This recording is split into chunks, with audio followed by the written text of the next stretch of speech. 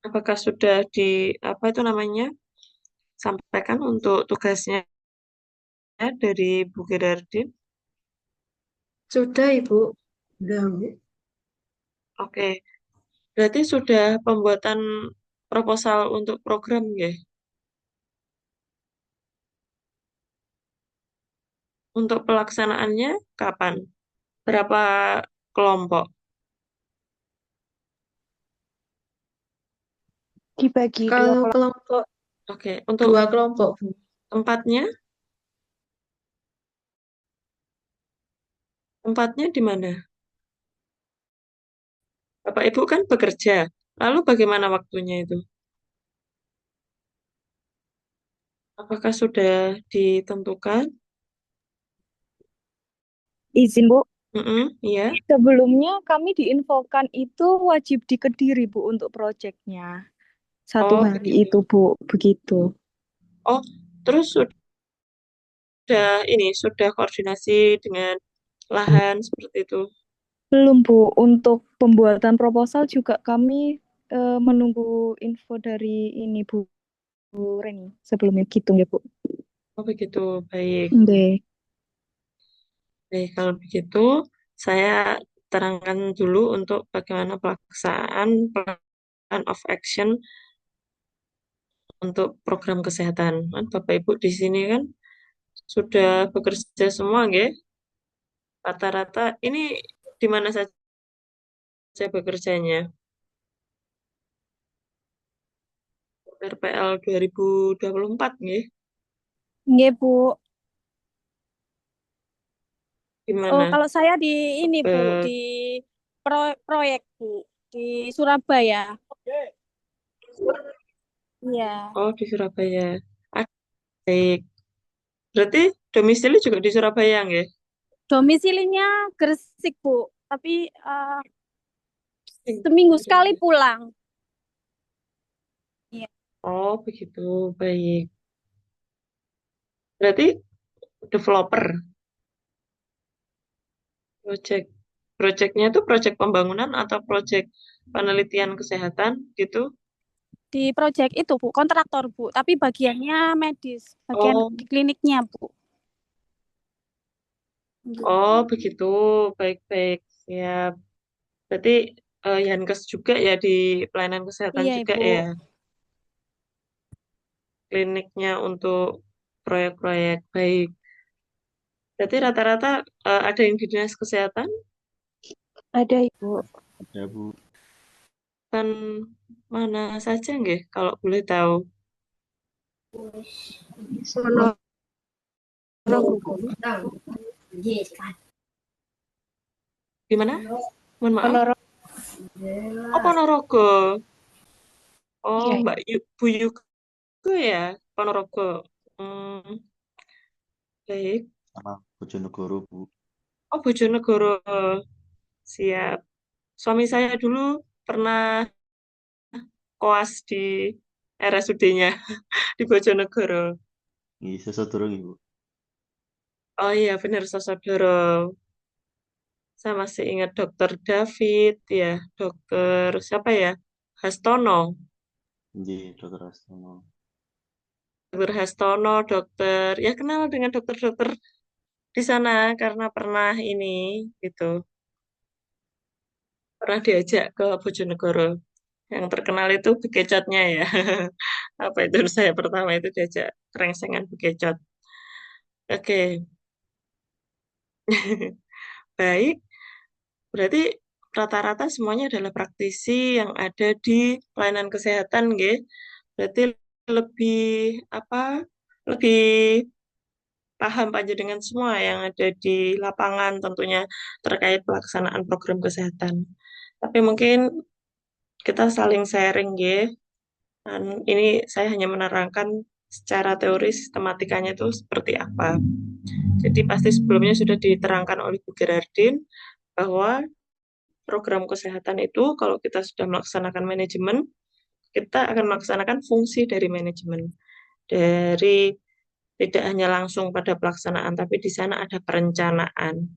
Bahkan di tahap perencanaan pun kita mau melaksanakan program kesehatan itu kita tahu bahwa pemilihan program kesehatan itu tidak serta-merta atas penunjukan atau berdasarkan keinginan, tetapi kebutuhan ya. Jadi kita observasi lapangan, ada pengumpulan data, dan lain sebagainya.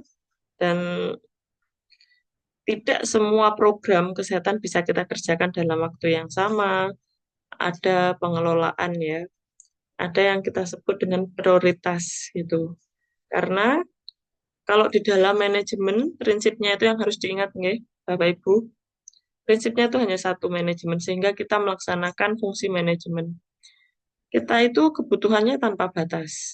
Tetapi sumber daya yang kita miliki itu terbatas atau modal ya. Modal di sini tidak hanya berkaitan dengan dana, tapi man, money, methods, material, machines itu ya. Kalau teorinya 5M ya, itu. Itu kan terbatas. Jadi dana terbatas, apa namanya, sumber daya kita itu selalu terbatas ya secara kuantitas,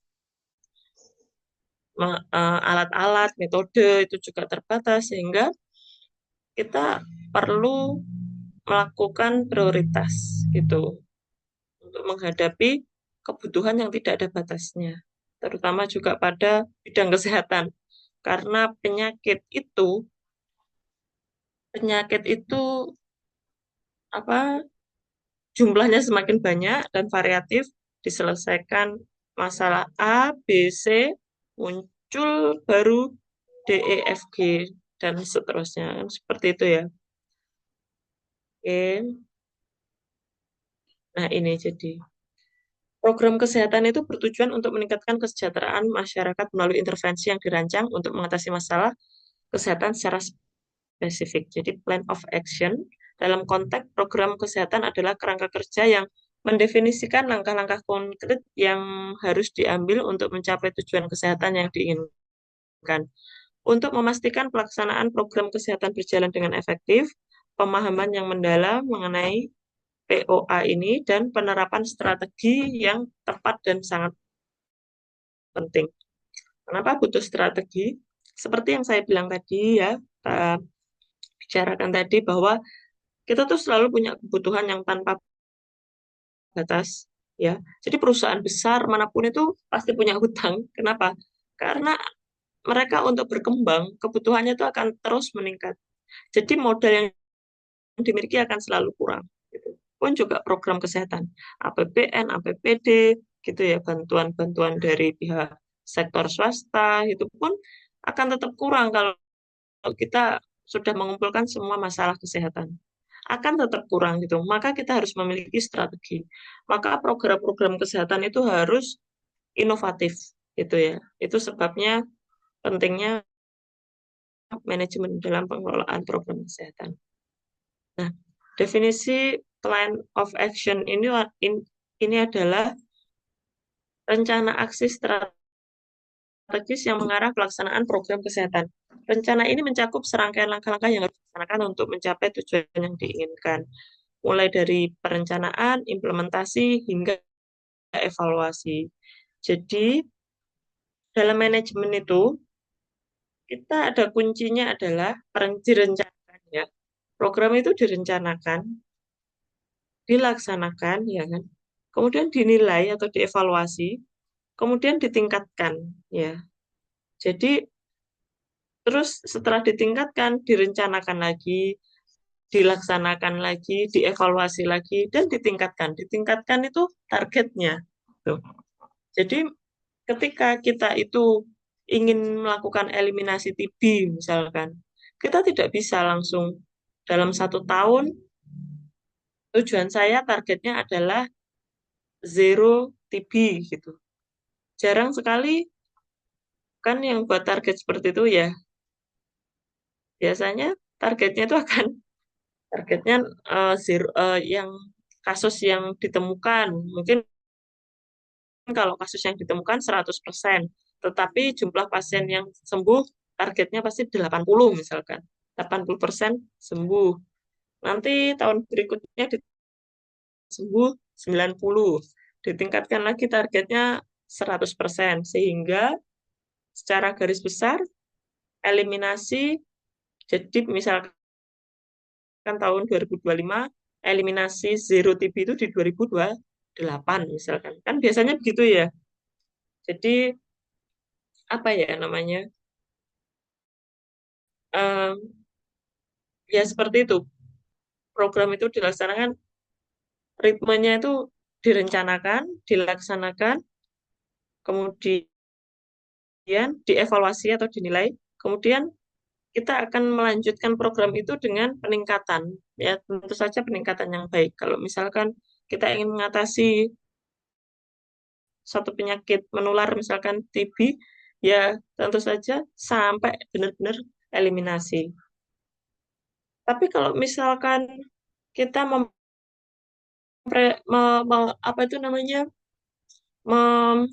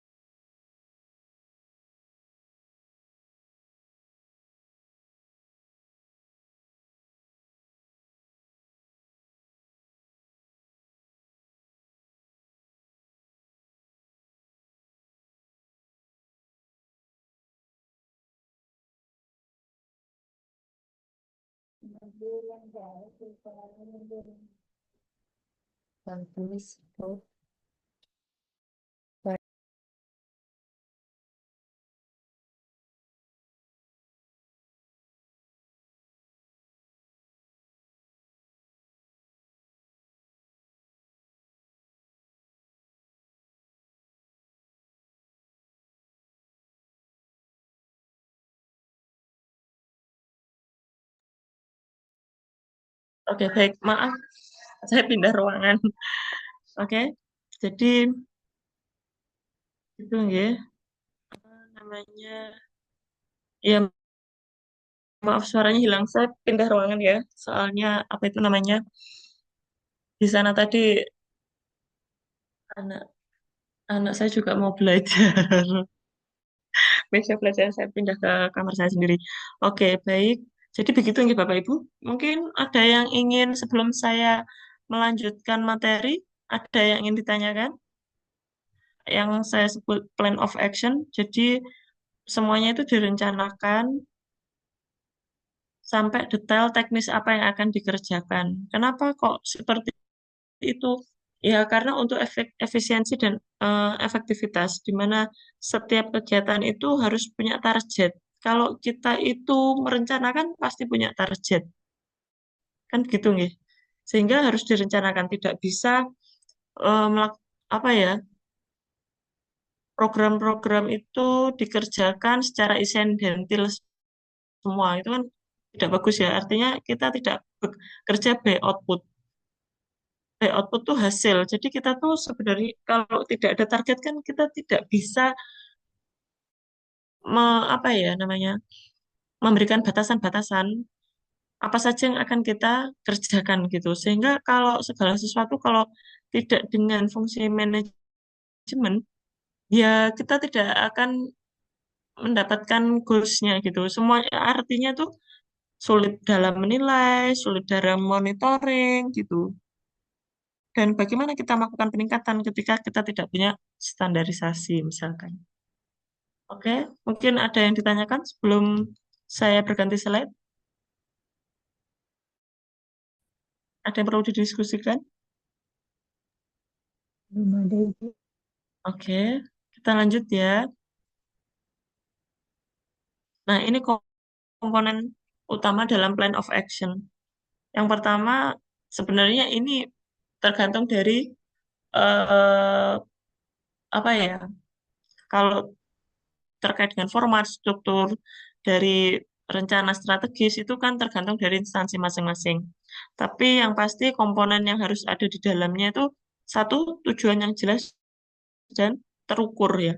Jadi harus terukur. Kenapa target itu harus terukur? Karena agar mudah kita dalam melakukan evaluasi, apakah itu berhasil atau tidak. Ya minimal bisa di-checklist kan gitu ya. Makanya kan mesti ada target. Ketika program kesehatan itu akan dinilai, apakah program kesehatan itu berhasil atau tidak, efektif atau tidak. Itu kan dari mana mengukur efektifnya? Dari berapa persen target yang sudah tercapai. Ya, jadi harus jelas tujuannya bisa terukur gitu. Kemudian sumber daya yang tepat ya. The right man in the right place. Jadi kenapa kok begitu? Di dalam ilmu manajemen ini merupakan bagian dari efektivitas ya, untuk peningkatan produktivitas. Seseorang yang bekerja sesuai dengan keahliannya itu akan bekerja lebih cepat dan lebih produktif. Ya katakanlah orang ahli masak letakkan di tempat memasak. Orang yang ahli akuntan letakkan pada di bagian akuntan, misalkan seperti itu. Kenapa? Ya mereka produktivitasnya akan lebih tinggi daripada kalau dibalik nih, orang yang pintar memasak diminta untuk menghitung, yang pintar menghitung diminta untuk memasak. Ini kacau. Kenapa? Dan akan memperlama proses. Pertama, kita harus memberikan pengarahan 2 kali. Yang kedua, kita tidak bisa menjamin apakah pekerjaan yang dikerjakan itu bisa dikerjakan dengan orang yang tidak tepat gitu ya. Lalu bagaimana Bu untuk meletakkan sumber daya yang tepat? Di kesehatan itu sudah sangat jelas sekali ya. Ini bicara misalkan eh, penanganan sebuah pengendalian suatu penyakit. Di kesehatan itu setiap profesi memiliki kewenangan yang sudah jelas gitu dari profesinya masing-masing. Sehingga dari situ saja kita sudah terbantu. Kemudian kalau untuk program yang susah adalah program pemberdayaan masyarakat kalau di kesehatan itu. Jadi yang bekerja tidak hanya nakes, tapi dibantu oleh masyarakat karena kita punya program pemberdayaan masyarakat. Nah, ini yang mungkin kita harus sedikit effortnya lebih tinggi. Maka ada program pelatihan, pendampingan, ya ada kader itu kan dilatih, didampingi. Itu pun juga dalam pembagian tugasnya harus tepat. Nah, ini kan yang kadangkala kita itu tidak telaten gitu ya. Dan program kita tuh masih tinggi di kuratif memang. Sehingga kadangkala kayak preventif promotif ya, tapi sekarang sudah agak lebih banyak ya. Kucurannya lebih banyak di preventif promotif dibanding zaman dulu itu kan mindsetnya masih kuratif lebih banyak daripada preventif. Sekarang kayak BPJS itu program-programnya sudah masif ya ke program yang preventif promotif. Contohnya kayak Prolanis gitu ya. Nah, kemudian keterlibatan stakeholder. Nah, ini penting. Jadi, eh, memang dalam pelaksanaan program kesehatan itu sekarang kita harus open-minded ya, bahwa masalah-masalah kesehatan itu bisa diatasi dengan kolaborasi bidang yang lain juga gitu. Tidak hanya nakes saja dan bisa bantuan stakeholder di luar pelaksana program kesehatan ya. Jadi harus jelas nanti komponennya, keterlibatan dari stakeholder itu apa saja. Kemudian mekanisme monitoring dan evaluasi. Ini juga penting untuk ada di dalam plan of action, di mana bagaimana, kapan, dan bagaimana sistem monitoring evaluasinya. Dan siapa yang melakukan monitoring dan evaluasi. Segala sesuatu kalau tidak dimonitoring dan tidak dievaluasi, maka tujuan juga tidak akan tercapai. Kenapa kok begitu, Bu? Ya, karena program bisa tercapai sesuai targetnya selama 1 tahun. Itu karena lurusnya pelaksana program. Nah, pelaksana program itu bisa lurus melaksanakan sesuai SOP, kalau tidak ada pemonitor bagaimana? Ya, dan ini harus transparan gitu. Siapa yang memonitoring, bagaimana, kapan. Nah, kita ini di Indonesia itu masih belum terbiasa melaksanakan segalanya dengan manajemen. Sehingga kadangkala kita merasa berat gitu. Kenapa? Karena kita tidak bekerja secara sistem. Bekerja sistem tuh begini, Bapak Ibu. Bekerja sistem itu adalah manajemen yang tidak seperti tukang cukur. Ini hanya mendeskripsikan aja ya, tetapi tidak diskriminasi terhadap pekerjaan tukang cukur. Ini memang ada bukunya. Jadi kita manajemen tidak boleh seperti tukang cukur. Bukan masalah profesinya ya, tetapi tentang deskripsi untuk analogi dari bahwa manajemen tidak boleh semua dikerjakan sendiri gitu. Tukang cukur itu kan dia memotong sendiri. Kalau kalau memang salon yang gede kan pemotong sendiri, yang cleaning service-nya sendiri. Tapi kalau rata-rata yang kita lihat di daerah-daerah itu kan dia memotong sendiri. Nanti rambutnya yang jatuh itu dia yang menyapu sendiri.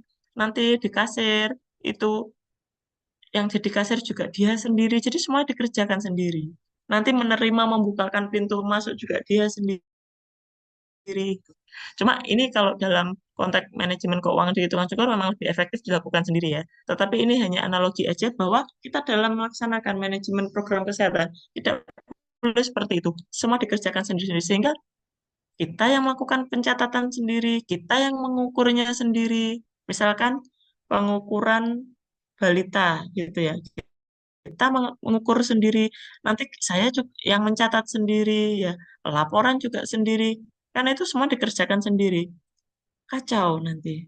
Gitu. Kita tuh di situ anunya apa belum terbiasa untuk melakukan maksudnya manajemen yang dan harus ini kaderisasi itu tidak hanya pelaksanaan secara teknis, tapi kita juga mengajarkan tentang membuat sebuah sistem.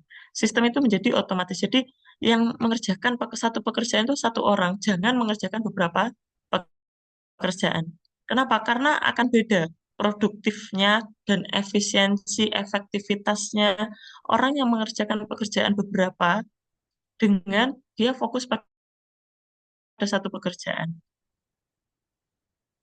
Nanti contohnya misalkan dalam apa itu namanya dalam contohnya dalam perusahaan ya pabrik sepatu misalkan atau pabrik rokok ya yang bagian membungkus rokok dia tugasnya hanya membungkus rokok akhirnya apa terus kemudian yang bagian membungkus rokok aja hanya membungkus pokoknya ada tembakau di kertas dibungkus itu setiap hari sampai dia pensiun nanti kan gitu ya istilahnya dari pagi sampai sore yang dikerjakan tuh satu. Kemudian nanti di bagian lain ada grup yang bagian dia hanya memotong. Sudah hanya memotong aja, memotong, memotong. Di bagian lain itu ada yang bagian dia mengemas, mengemas, mengemas. Apa yang terjadi? Produktivitas itu jauh lebih tinggi seandainya setiap orang itu diberikan target apa? Saya akan membayar sesuai dengan jumlah rokok yang sampai jadi sudah terbungkus di kotak rokoknya itu. Jadi dia ya yang bungkus sendiri, dia motong, kemudian dia memasukkan ke bungkusnya sendiri, gitu ya.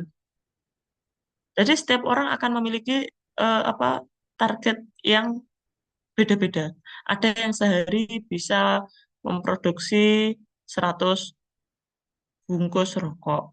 Ada yang memproduksi 40 bungkus. Kenapa kok jadi beda-beda begini? Kenapa kok semuanya tidak jadi tinggi dibandingkan kalau setiap orang itu diberikan pekerjaan yang sesuai dengan skillnya. Misalkan ada yang skillnya memang hanya membungkus. Oh dia rapi sekali kalau membungkus. Kemudian memotong. Oh dia rapi sekali kalau memotong. Ini hasilnya juga akan lebih bagus karena mereka melaksanakan dengan teliti dan mereka lebih fokus. Karena yang dikerjakan itu adalah hal yang sama. Nah, kita itu harusnya seperti itu ya. Tapi di kita itu belum terbiasa masuk untuk belajar ilmu manajemen. Bahkan masih gontok-gontokan wewenang antara farmasi dan dokteran gitu ya istilahnya. Wah, ini direkam ya. Saya mau ngomong macam-macam nggak enak ya terkait profesi.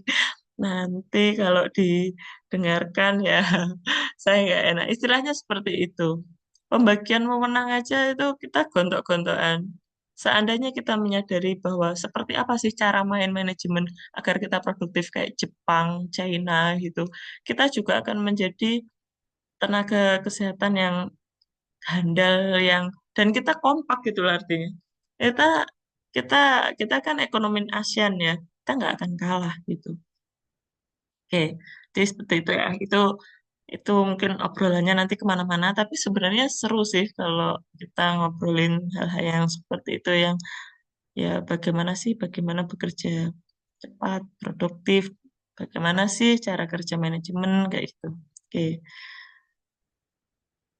nah ini adalah tahapan dalam pelaksanaan program kesehatan yang efektif.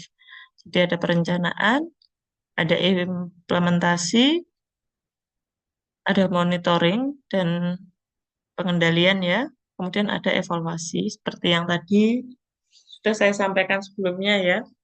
Menetapkan tujuan yang jelas dan terukur, menyusun strategi berbasis bukti ilmiah. Jadi perencanaan saya bilang tadi. Kenapa sih Bu kok butuh perencanaan program kesehatan? Ya, Bapak Ibu tuh pasti sudah pintar semua karena sudah banyak yang juga yang di dinas kesehatan ya, pasti sudah melaksanakan program apa program kesehatan. Kita tentu harus melakukan perencanaan setiap tahun itu ya nanti Desember itu kan pas melakukan perencanaan berdasarkan apa berdasarkan data ya kita tuh melaksanakan ilmu titen ya oh nanti biasanya nanti ke depan kalau targetnya begini berarti targetnya ditingkatkan dari yang sebelumnya kemudian belajar dari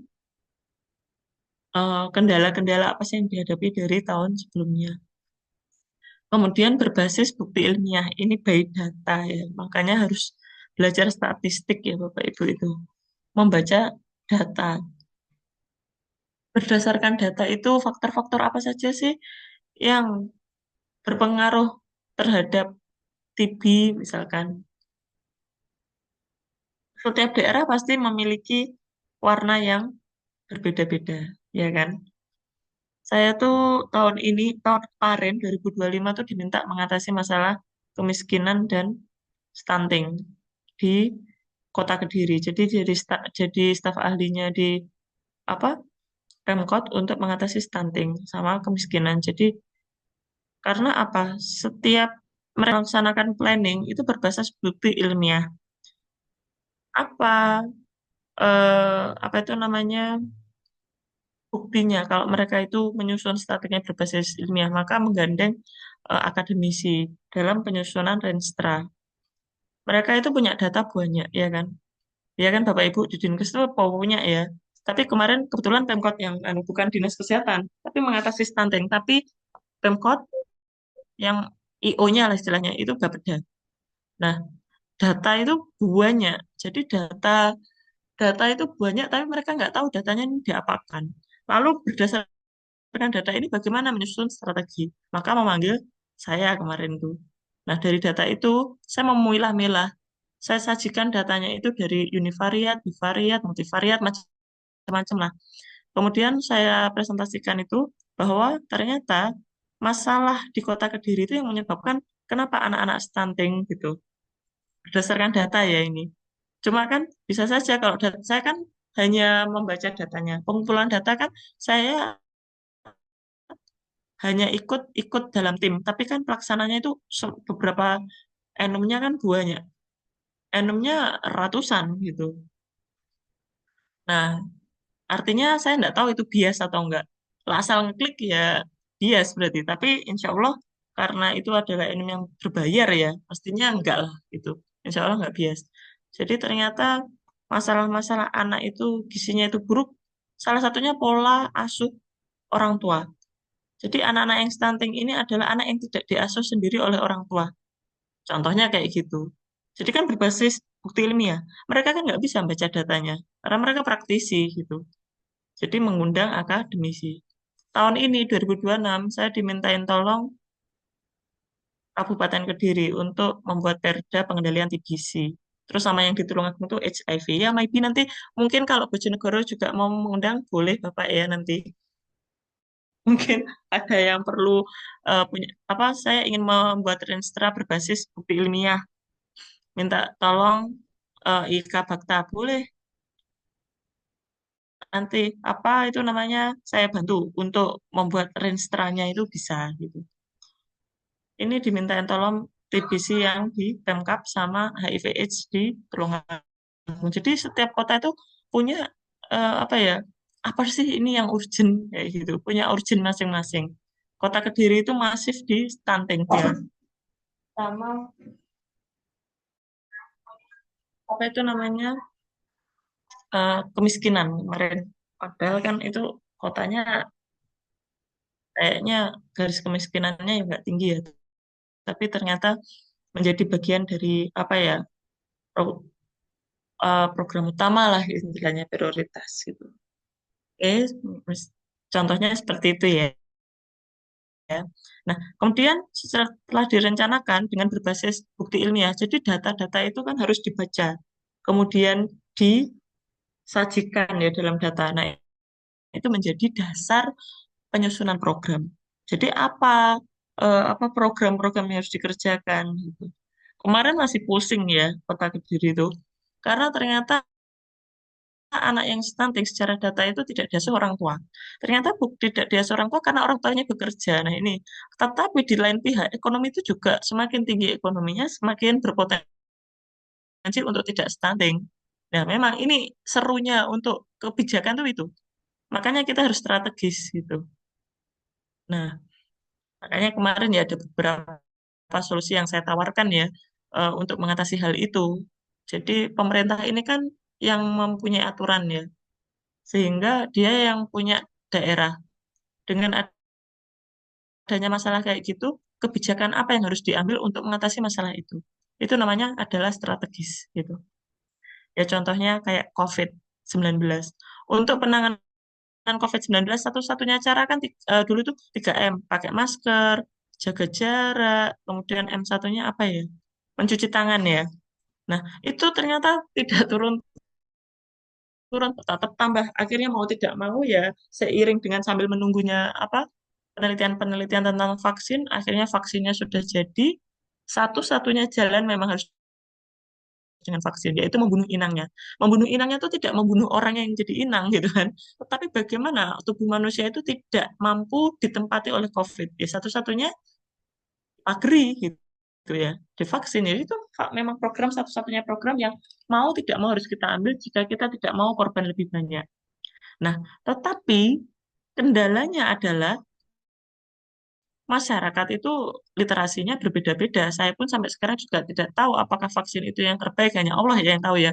Tetapi secara teori, itu memang mau tidak mau, itu satu-satunya jalan yang di depan mata yang harus kita ambil gitu. Tapi di dalam masyarakat itu ada yang menolak, ada yang tidak menolak. Masalahnya kalau tidak menolak, sebenarnya secara individu dia hanya rugi sendiri. Tetapi kalau nanti dia itu sakit, ini akan menyebarkan penyakit lagi yang artinya kita akan rugi. Sudah vaksin yang sudah vaksin akan tetap tertular dari yang masih sakit. Maka mau tidak mau kita harus vaksin 100% seluruh penduduk. Nah, bagaimana?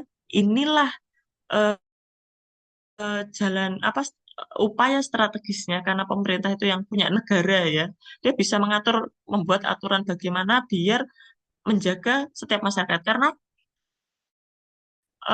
apa itu namanya negara harus mengambil apa kebijakan untuk melindungi masyarakat yang lebih luas gitu. Jadi tidak bisa melindungi minor, jadi harus mayor yang mana yang dilindungi gitu. Nah, jadi makanya bagaimana kebijakan yang diambil akhirnya bikin peraturan. Makanya bikin peraturan setiap apa orang masuk mall wajib vaksin. Setiap naik kereta wajib vaksin. Jadi beberapa masyarakat itu dibatasi dalam penggunaan fasilitas publik ketika mereka tidak vaksin. Akhirnya mau tidak mau mereka itu vaksin. Jadi motivasi vaksin itu bukan untuk sehat, tetapi untuk mendapatkan fasilitas pelayanan publik. Karena kalau nggak vaksin, nanti nggak bisa naik pesawat, nanti nggak bisa naik kereta. Nah, coba pemerintah kalau nggak pakai upaya strategis kayak gitu, nggak selesai-selesai itu COVID. Nah, ini maksud saya bahwa apa sih bentuk apa itu pemerintah, upaya pemerintah dalam ikut sertanya untuk menyusun strategi ya, itu strateginya tuh yang digunakan adalah ketika mengatasi masalah-masalah di lapangan seperti itu. Pemerintah ini harus melindungi yang masyarakat yang lebih luas. Nah, contoh ini yang menarik ya Bapak Ibu. Saya karena kebetulan juga sekolah di hukum tentang hukum LGBT. Mereka ini kan bingung ya, kayak telur dulu apa ayam dulu gitu. Ayam dulu atau telur dulu. LGBT itu kan apa itu istilahnya? Mereka kan menuntut hak HAM, ya kan, hak asasi manusia. Nah, lalu dari sisi hukum, negara ini apakah benar sudah melanggar HAM karena tidak mengizinkan, tidak melegalkan mereka dan lain sebagainya. Ini contohnya. Karena ini sebenarnya upaya pemerintah dalam melindungi masyarakat yang lebih luas. Ya, karena jika ini dilegalkan akan akan terjadi banyak dampak-dampak buruk pada masyarakat yang lebih luas. Jadi itulah. Jadi harus dikaji lebih dalam. HAM di sini seperti apa? HAM itu definisinya seperti apa? Kayak gitu. Ini contoh ya. Jadi pemerintah tuh memang harus harus sangat teliti dalam pengambilan keputusan gitu. Kita harus memikirkan masyarakat yang lebih luas. Nah, pun juga pengambilan keputusan dalam kebijakan-kebijakan kesehatan ini harus strategis gitu. Jadi ya harus diatur gitu sesuai aturan. Contohnya ini, Kabupaten Kediri itu saya lihat kenapa kasusnya tinggi. Karena masyarakat yang pertama tidak tahu. Jadi kalau hanya sosialisasi, sosialisasinya itu bentuknya juga harus benar-benar efektif. Nah ini ahlinya Promkes, saya kan bukan ahlinya ya, saya bilang ini harus benar-benar ahli yang media gitu. Tapi yang diajak itu malah bukan ahli Promkes, sarjana hukum dan ahli komunikasi. Karena dianggap dialah yang paling ahli dalam melakukan advokasi dan sosialisasi pada masyarakat. Jadi kemarin tuh saya lihat penyusunan Perda TB itu tim kesehatan cuma saya gini. Isinya tuh orang komunikasi, orang psikolog, sama hukum gitu. Penyusunan Perda itu sampai nanti sosialisasinya. Ya saya nggak tahu ya itu ya. Atau mungkin kalau kesehatan kan sudah ada bagian Dinkes. Kalau ini kan Perda ini orangnya Pak Bupati. Nah itu saya nggak ngerti. Pokoknya saya juga kaget. Saya sendirian gitu yang bagian menyusun untuk bagian kesehatannya gitu. Ternyata yang lainnya itu orang komunikasi, orang kan gitu. Oke. Nah, kemudian implementasi di sini harus sesuai dengan perencanaan. Maka butuh perencanaan ya. Kita gimana melakukannya itu kan susah kalau tidak direncanakan. Kita mau ke Surabaya, lebih enak kalau kita pakai map nggak? Atau wes ngeludur, pokoknya naik sepeda motor atau naik mobil, pokoknya naik jalan tak lewati. Apa yang terjadi jika kita menggunakan map dengan tanpa map? Kira-kira. Kesasar, Bu. Sasar kan? Nah, itulah fungsinya kita melakukan perencanaan. Kita tidak tahu setelah ini mau ngapain, dan kita tidak tahu arah dan tujuan kalau kita tanpa perencanaan. Tapi ketika kita sudah punya target dan kita jelas, oh di bulan ini kegiatan apa aja yang dilaksanakan dan di mana, siapa yang melaksanakan.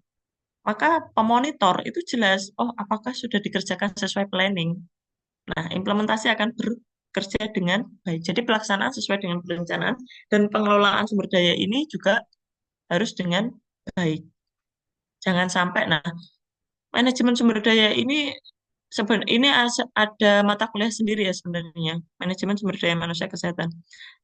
Pengelolaan sumber daya ini itu kompleks sekali. Satu, kita harus harus mengatasi tim yang mau dan yang ada 4 kriteria, mau dan mampu bekerja, atau tidak mampu bekerja tapi mau bekerja, atau tidak mampu bekerja dan tidak mau bekerja, atau mau bekerja dan mampu bekerja. Nah ini.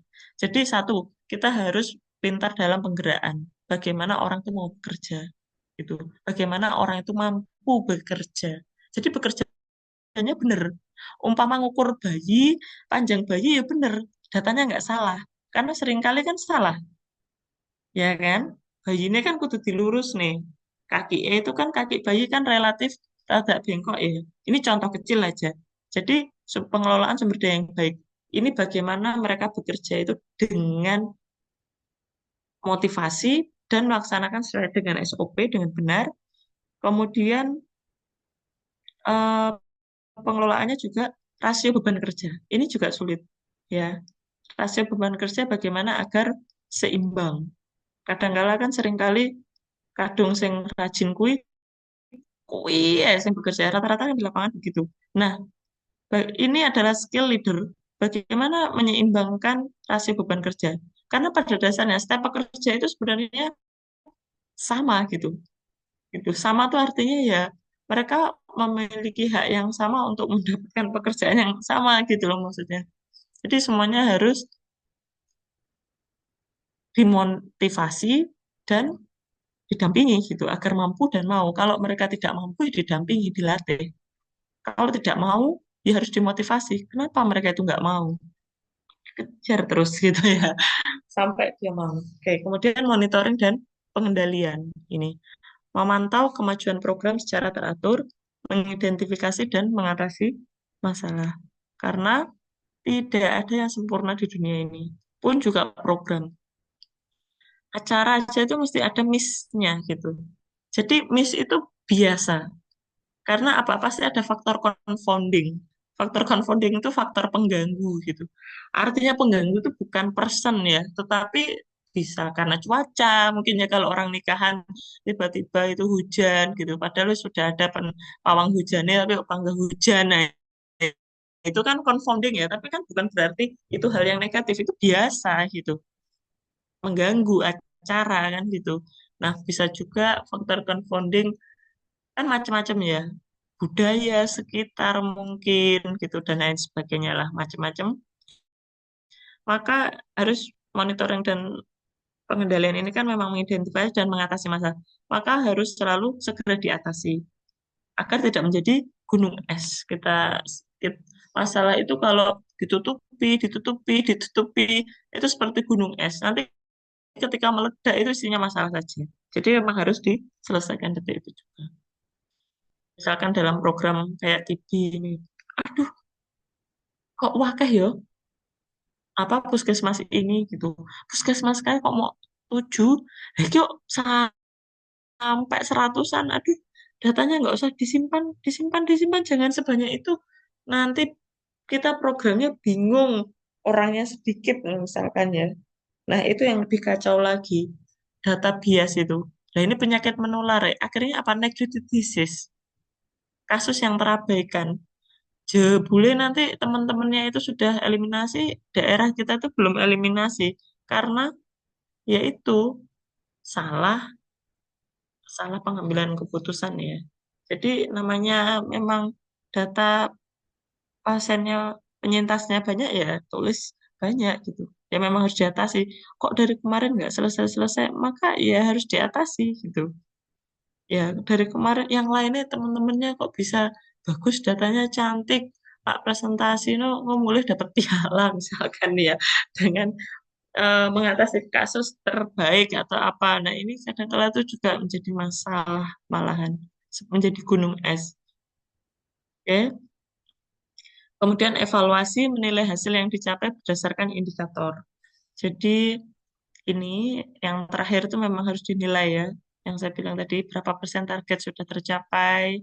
Maka penting sekali kita membuat target agar kita bekerja by output ya. Oke.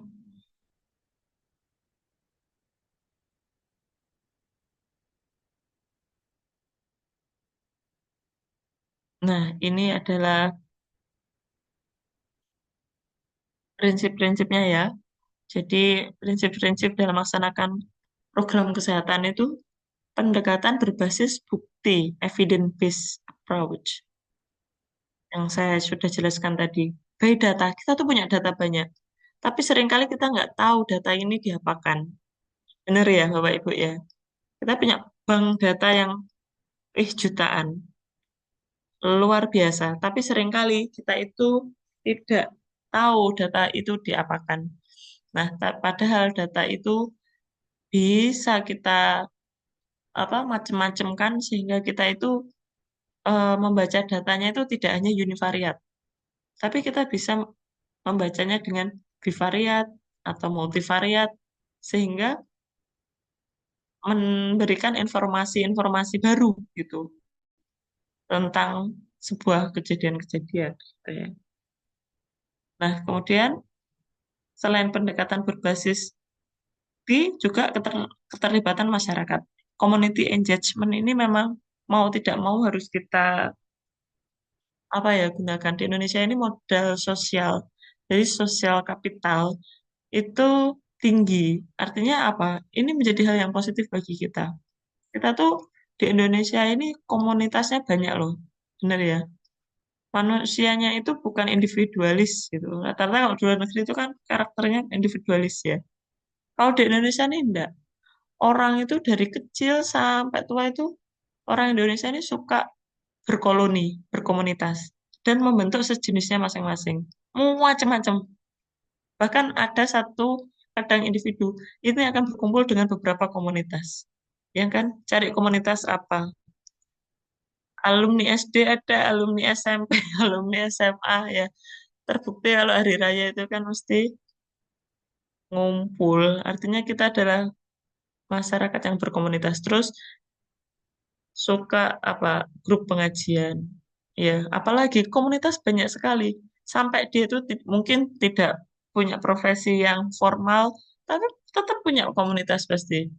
Dia akan membentuk komunitas sesuai kesukaan. Misalkan jazz community ya, Pajero community, terus motor itu ya, pasti punya komunitas. Nah, eh, dengan melihat warna masyarakat kita yang seperti itu jadikan menjadi alat untuk ini melaksanakan program kesehatan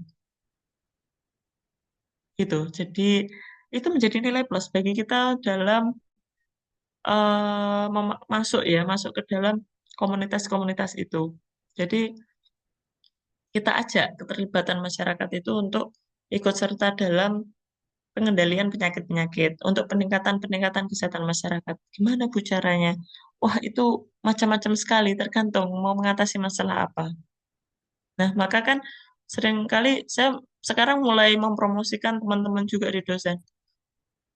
Pemkot, Pemda itu saya bilang, kalau mau membuat renstra, ingin mendapatkan masukan secara evidence based dan ingin mendapatkan masukan strategi-strategi, coba gandeng para akademisi gitu. Nggak berbayar kok. Karena apa? Dosen juga punya kewajiban untuk, kan kampus berdampak ya. Jadi melakukan penelitian, melakukan pengmas, kita nggak usah turun ke lapangan. Saya sudah punya penelitian gitu. Enumnya dibantu Pemkot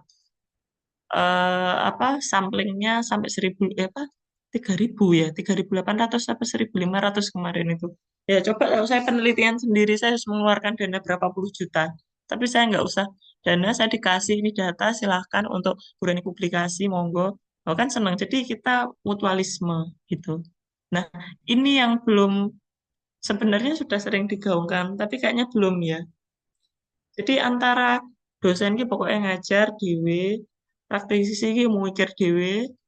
Padahal kalau kita berkolaborasi, bekerja sama itu yang namanya kan kerja sama pentahelik itu eh, bagus sekali gitu, indah banget gitu loh ya. Jadi kan dosen juga mutualisme, saya nggak usah turun ke lapangan gitu. Saya dikasih data gitu, saya tinggal mengolah, menyajikan, saya rekomendasikan, jadi lebih berdampak itu makanya kan kampus berdampak. Praktisi juga enak gitu. Saya nggak usah bingung-bingung ini mau saya apain gitu. Pasti tim saya juga nggak mau ngerjain ya gitu. Oh saya renstranya dibuatin gitu. Maksudnya bukan dibuatkan tapi kan diberikan masukan gitu. Jadi sana tinggal masuk masuk masuk gitu. Kemarin yang apa wali kota sampaikan itu hasil apa olah datanya kami dari Kabakta. Ya, jadi seperti itu. Jadi ini namanya kerja sama praktisi dan akademisi. Gitu. Mungkin nanti Bapak Ibu bisa disampaikan ke pimpinannya ya. Dosen-dosen IK ini kan pintar-pintar semua ya. Kalau butuh masukan dari keperawatan ada, Kesmas juga ada ya, ahli apa, statistik, Promkes, dan lain sebagainya. Kalau saya memang manajemen kebijakan, sehingga seringkali diminta terkait pembuatan perda, kalau enggak Renstra gitu ya. Terus kadang analisis SWOT ya, Yankes misalkan ini untuk pengambilan apa rencana-rencana strategis.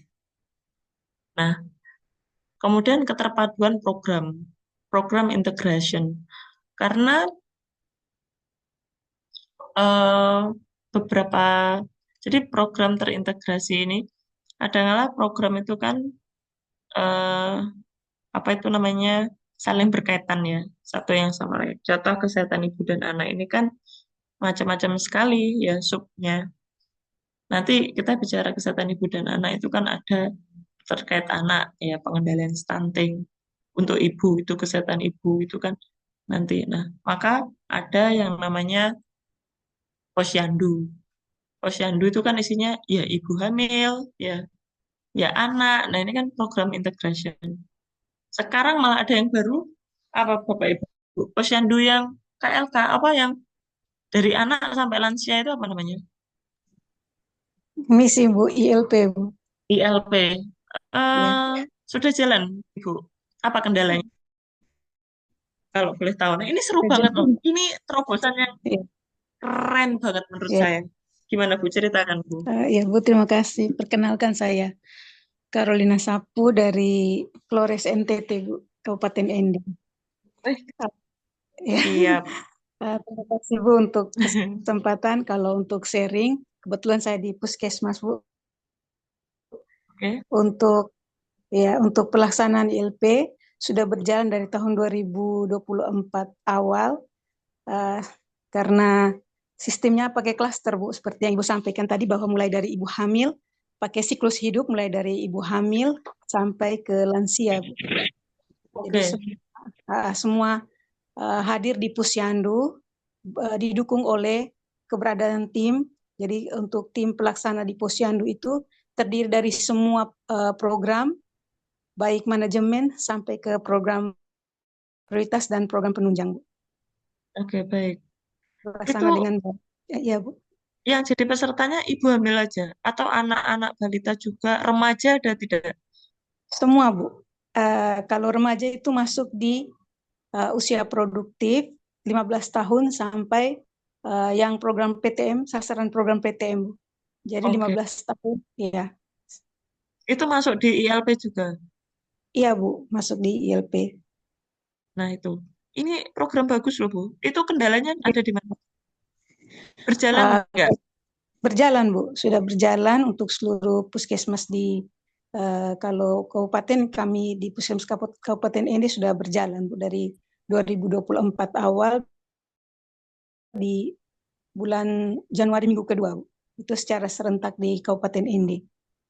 Itu per RT posyandunya itu cakupannya berapa berapa Iya. berapa rumah tangga atau berapa apa gitu. Tergantung ini jumlah sasaran ya Bu, atau atas permintaan dari para kader, karena masing-masing RT itu kadang-kadang jumlah di atas 30 kakak atau lebih dari, kadang-kadang meskipun lebih dari 50 itu kadang-kadang kami buat satu posyandu. Kalau hanya misalnya 2 RT kakaknya 30, bisa kami buat jadi 2 RT untuk jadi satu posyandu. Kadang lebih, tergantung jumlah kakaknya Oh, dengan usulan dari kader juga. baik. Ya, Kegiatannya tuh apa aja, Bu? Jadi kalau pengembangan bayi kayak posyandu balita. ya, ya benar Bu. Ibu-ibu ibu hamil, Ya, sekaligus dengan pemeriksaan Bu. oh Eh, pemeriksaan. Langsung pemeriksaan. Kalau memang ada pemeriksaan apa, ibu hamilnya itu biasanya menggunakan kamar, salah satu kamar dipinjam kami menggunakan di dekat posyandu situ. Oke. Lalu kalau remajanya, Bu? Remaja itu memang kalau di kami itu biasa calling di masjid atau disampaikan saat ibadah hari Minggu. Oh, jadi jadwalnya beda. Ya, iya Bu, jadwalnya beda. Kebetulan di puskesmas kami 35 posyandu, Bu, yang tersebar di 10 desa kelurahan. Itu remajanya laki-laki perempuan atau perempuan saja? Kebetulan kalau remaja laki-laki susah karena satu posyandu itu bisa hadirnya cuma dua. Hmm, Paling banyak ya gitu. treatmentnya apa? Edukasi Ya. atau ada pemberian vitamin mungkin atau apa programnya untuk remaja ini? Kalau remaja yang datang itu untuk vitaminnya itu pemberian, kalau remaja putri sekaligus dengan pemberian tablet tambah FE, darah, ya oke. FE. Lalu untuk remaja putra itu putra dan putri itu wajib ditimbang berat badan, tinggi badan, lalu tensi dan pemeriksaan gula darah, kolesterol dan asam urat. Oh, Itu dapat jalurnya gratis sama semua seperti, itu. ya gratis Bu. Oke. Ya, alurnya sama dengan pemeriksaan seperti pemeriksaan lansia, posyandu lansia. Setiap bulan itu. Setiap bulan Ibu. Wow, wow, dananya besar ya itu ya. Dana Tapi, kembali ke Pemda masing-masing. oke baik. Tapi cakupannya gimana? Berapa persen untuk remaja itu yang rutin pemeriksaan gitu? Misalkan ada 100 remaja di daerah itu, kira-kira berapa puluh yang hadir dari Itulah 100? yang, ya Bu, kalau untuk remaja yang putus sekolah atau remaja yang sudah tamat sekolah itu memang dapatnya sulit karena kebanyakan bekerja Bu. Waktu posyandu kan dilaksanakan pagi. Kita Hmm, tutupnya jam 3 atau jam 2 siang tergantung jumlah kunjungan. Kalau untuk remaja usia siswa itu ada di program sendiri lagi untuk kunjungan ke sekolah Ibu. oh begitu. Ya, Baik-baik. Tapi ya. cukup jadi Ya, untuk remaja yang bekerja ya. ya Masih Bu. banyak di sana remaja yang harusnya SMA tapi mereka tidak SMA, tapi Banyak, bekerja. banyak Bu. Banyak Hmm, sekali Bu. Iya. Tamat SMA lalu tidak melanjutkan kuliah tuh rata-rata bekerja banyak Bu. Terus ada yang tamat SMP tidak melanjutkan ke SMA, lalu ada yang putus sekolah dari SMP dan SMA juga banyak Bu. Masih banyak di sini. padahal kan sekolah gratis ya. Iya Bu, itulah yang tidak dimengerti. Dan terus ada gitu. Iya, karakternya Bu anak-anak di sini memang ya begitulah. Atau mungkin program pendidikannya ya. Ini makanya ini kan lintas sektor ya Benar. sebenarnya ya. Iya benar.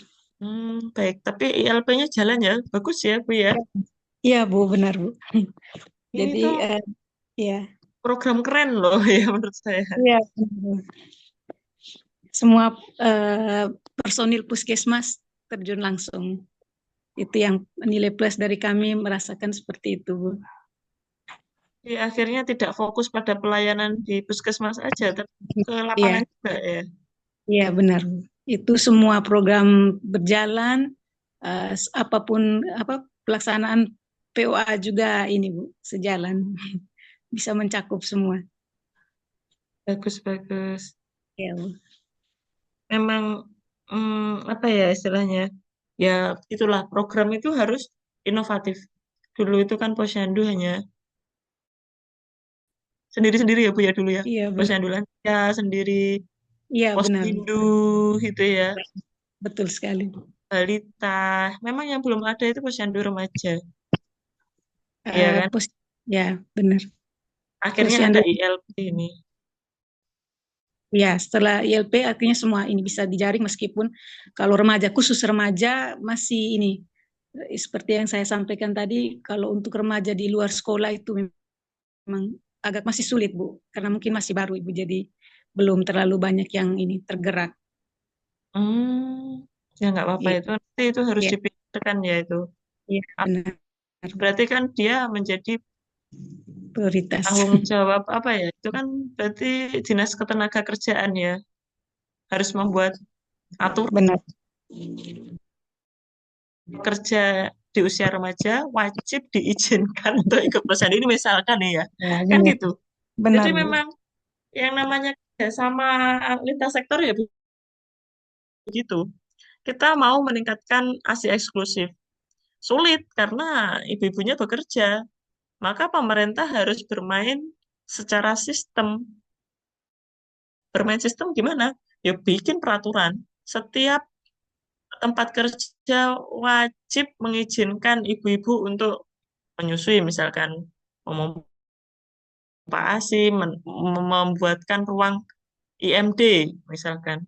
Jadi setiap pendirian perusahaan harus ada ruang IMD-nya. Kalau nggak ada, nggak diizinkan. Atau dinas kesehatan akan akan menutup setiap perusahaan yang tidak ada tempat IMD-nya. Tapi resikonya akan banyak perusahaan yang memprioritaskan laki-laki dan perempuan karena telanjutnya itu.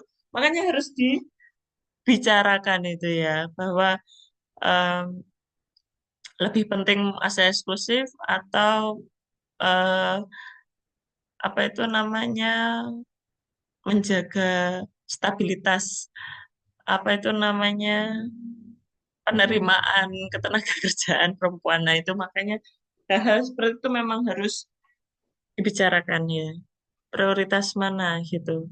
Tapi kalau mau Indonesia Emas 2045 memang mau tidak mau harus eh, ya si eksklusif karena itu luar biasa memang diteliti dibentuk kayak apapun ASI itu yang terbaik dan menjadi modal utama. Ini contoh ya program integrasi itu seperti itu. Jadi harus bikin aturan gitu untuk mengatur gitu. Kalau nggak pemerintah membantu mengatur gitu sulit gitu. Dan itu memang bagus ya ILP yang tadi Bu Carolina sampaikan bahwa terintegrasi itu. Saya tuh kan ini sudah LK ya, Assoc-Prof. Saya mau ke guru besar, saya tuh sudah bikin roadmap penelitian memang tentang kesehatan wanita multigenerasi. Jadi kenapa? Saya tuh membuat buku kesehatan wanita dalam arsitektur kebijakan kesehatan. Bahwa fondasi utama kesehatan masyarakat itu pada wanita gitu. Kenapa satu wanita itu yang menciptakan manusia baru kan itu ya. Jadi harus disiapkan secara fisik, psikis, sosial, dan ekonominya gitu. Nah, kemudian yang kedua, nanti wanita ini yang juga menjadi penyedia sarana gizi bagi masyarakat karena kesehatan keluarga berdasarkan wanita. Nah, itu ada di dalam buku saya itu tentang kesehatan wanita dalam arsitektur kebijakan kesehatan. Saya nanti sudah menyiapkan dari apa ke guru besar itu namanya itu apa ya istilahnya keseluruhan dari penelitian saya itu adalah kesehatan wanita multigenerasi menuju Indonesia Emas 2045. Karena memang bagaimana kebijakan-kebijakan kesehatan wanita yang memperhatikan wanita dari sejak lahir, remaja, usia produktif, sampai lansia itu harus diperhatikan dan sudah jelas mereka itu perlindungannya itu apa saja, keterjaminan secara sosial, ekonomi sehingga mereka sehat secara lahir dan batin di negara Indonesia harus diatur. Itulah intinya pokoknya penelitian saya tuh. Makanya ya salah satunya sebenarnya sudah terlaksana tuh posyandu ILP itu. Cuma nanti harus dievaluasi ya ke depannya apa saja yang dampak-dampak yang kurang karena memang ya itu program integration tadi. Oke. Kemudian kita lanjutkan lagi keberlanjutan sustainability. Jadi program itu harus berlanjut. Kenapa kok harus berlanjut? Ya saya bilang tadi, karena harus ada peningkatan gitu sampai selesai. Nanti sudah selesai itu soalnya akan muncul masalah baru kan, ya kan pasti ada masalah kesehatan lainnya. Atau tetap dengan masalah sejenis, tapi dengan kondisi yang berbeda. Jadi tetap harus terus, tidak boleh turun malahan. Misalkan targetnya yang sembuh 80% jadi 90%. Terus nanti malah turun menjadi yang sembuh 60% misalkan. Ini berarti kan tidak berlanjut ya, program itu tidak ada peningkatan. Nah, program itu tidak boleh selesai 1 tahun. Harus berlanjut ke depannya bagaimana gitu. Jadi ada sustainability. Nah, faktor kunci keberhasilan program ini ya ini pertama kepemimpinan yang kuat, koordinasi dan kolaborasi ya. Kolaborasi di sini ya kolaborasi sama praktisi, dengan sektor bidang lain, bisa dengan akademisi, terus kemudian juga berkolaborasi dengan bagian dari masyarakat yang saya bilang, yang kita pelajari tadi ya, empowerment engagement ya. Jadi komunitas itu penting. Kemudian pemberdayaan gitu. Karena kita akan selalu dinaungi dengan keterbatasan SDM. Setiap kali ada penelitian tentang evaluasi program tuh utamanya mesti keterbatasan SDM, keterbatasan dana. Iya, pasti itu sudah jelas gitu. Saya selalu mencoret itu kalau ada hasil penelitiannya begitu ke bimbingan saya. Kenapa? Pasti itu. Gak usah sampai teliti. Pasti. Dan itu selalu terbatas. Karena sudah jelas, modal itu pasti terbatas. Sehingga kalau keterbatasan dana dan SDM tidak perlu sampai teliti. Saya mau informasi yang lainnya. Apa kendalanya? Gitu. Nah, kemudian pemantauan dan umpan balik. Nah, kemudian yang terakhir ada pemanfaat teknologi. Nah, ini yang paling penting Bapak Ibu, dan ini ada kendalanya. Ini saya juga baru saja penelitian, tapi penelitian saya ini meta-analisis. Jadi saya tidak terjun ke lapangan. Jadi lebih saya tingkatkan lagi. Saya mengkolek 20 kalau nggak salah sampling penelitian tentang bagaimana pemanfaatan teknologi untuk ini pemberian pelayanan kesehatan atau pelaksanaan program kesehatan. Dan apa saja kendalanya? Dari 20 kalau nggak salah jurnal itu mengatakan kendalanya itu satu, pelaksana. Jadi teknologinya bagus, tapi yang mengoperasikannya ini tidak terlalu bisa gitu. Jadi kan sayang ya, istilahnya kita terbiasa naik mobil, semua dikasih pesawat, tapi nggak bisa mengemudi pesawatnya. No sense gitu. Jetnya ini nggak ada artinya, semodern apapun. Artinya adalah, jadi penelitian saya itu, saya memberikan kesimpulan bahwa kita tidak fokus pada pembuatan teknologi yang tepat guna, tapi yang terpenting adalah kesiapan SDM ini loh untuk mengoperasikan teknologi. Lalu bagaimana? Ya pelatihan yang masif gitu. Pelatihan dan pendampingan terus. Dipaksa harus, tidak boleh. Alasannya terus, waduh saya gaptek gitu. Oh nggak boleh. Kita sudah masuk zero apa ini? Generasi alfa ya kan. Nanti kalau disalib sama yang muda-muda nggak terima ya kan gitu ya. Saya itu loh juga gaptek itu. Tapi saya paksa itu saya belajar terus. Saya sampai belajar teman-teman IT gitu. Padahal kan sebenarnya ya nggak penting-penting banget ya kalau manajemen kebijakan. Tapi saya rasa itu penting. Setidaknya saya dalam pengolahan data. Saya nggak mau cuma SPSS terus pakai apa Stata ya sekarang ya yang meningkat itu yang terus nanti harus ditingkatkan lagi apa? Karena kalau nggak saya tahu bahwa generasi setelah saya itu akan lebih hebat lagi. Saya bukan nggak mau dikalahkan, bukan ya. Mau, tapi kan kita harus terus meningkat juga gitu. Kita harus sama, adaptif yang gitu. Ingat Bapak Ibu, ini juga teori manajemen. Ada perbedaan. Kita kan sama-sama aset ya. Aset itu kan barang dan SDM. Kita ini aset loh. Yang jenengan-jenengan ini aset negara semua. Orang negara punya aset SDM dan barang atau mungkin sumber daya alam lah ya. Perbedaannya apa Bapak Ibu antara barang dan SDM? Sumber daya manusia dengan sumber aset barang. Kan sama-sama dan sarpras, sama-sama aset. Kalau sarpras semakin tahun nilainya menyusut ya, gedung ya kan? Dalam rumah sakit itu kan punya dua aset. Asetnya apa? Sumber daya manusianya sama Sarpras. Sarpras ini nilainya menyusut, tapi SDM nilainya harus naik. Kita harus naik. Kita ini aset, aset yang harus naik. Naik secara apa? Value. Bagaimana kita naik?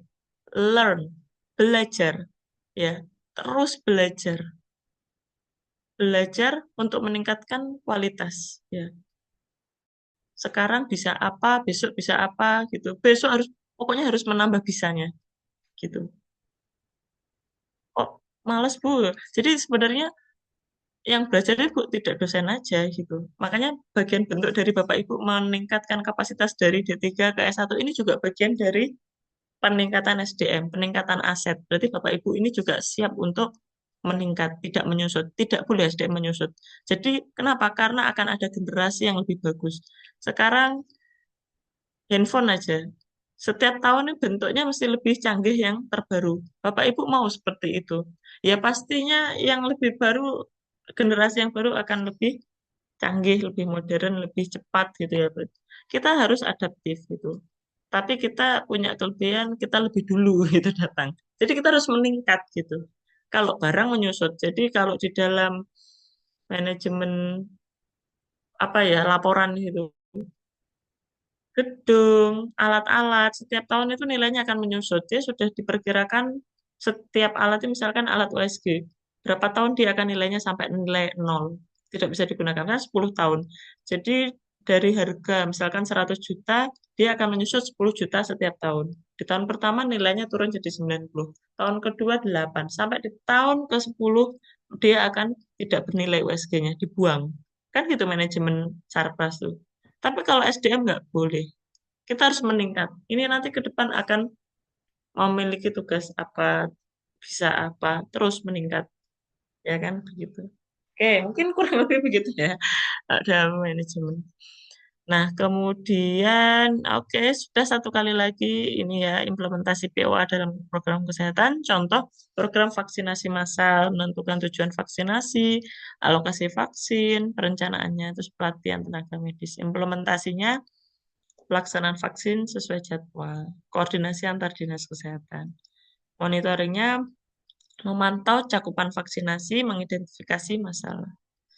Mengevaluasinya, menganalisis dampak vaksinasi pada angka kejadian penyakit. Oke, ini ya sudah selesai Bapak Ibu untuk perkuliahan. Oh ya ini literaturnya. Ini saya salah satu buku yang apa itu namanya?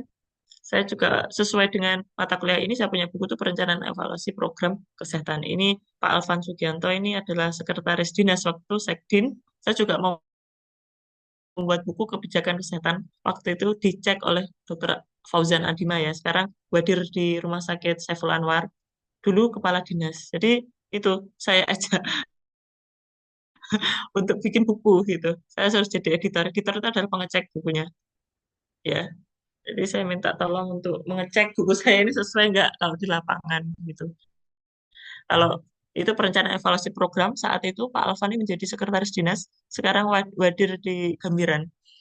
Terus saya minta tolong untuk mengecek bukunya sudah sesuai belum teori-teorinya di lapangan. Beliau juga sambil belajar gitu katanya. Nah, kalau dengan Dr. Fauzan tuh saya bikin buku kebijakan kesehatan. Jadi apakah sesuai gitu? Beliau juga sharing tentang apa kalau di lapangan tuh seperti apa.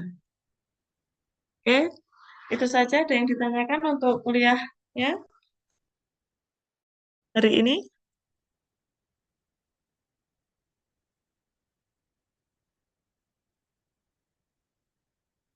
Ada yang perlu didiskusikan? Rajin banget ya. Kurian kita mana banyak ori kemarin. Kalau tidak, saya akhiri ya. Saya mohon maaf jika ada salah kata. Kuliah hari ini bermanfaat ya bagi kita semua. Saya akhiri wabillahi Mereka cuma cewek satu sih. wabarakatuh. Mereka beda ya. Coba sama Malam cewek. Bapak Ibu. Terima kasih Bu. Ibu. Terima kasih banyak Bu Reni. Ah,